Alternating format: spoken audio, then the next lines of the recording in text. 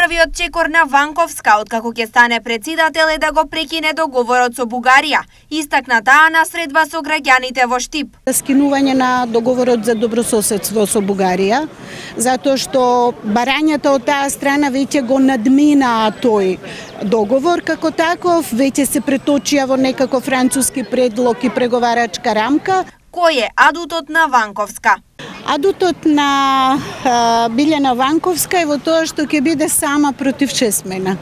Она што се состои во мојата програма нема да го најдете кај ниту еден друг кандидат. Според Ванковска, граѓаните најмногу ги боли националното, па оттаму нивните барања се следни.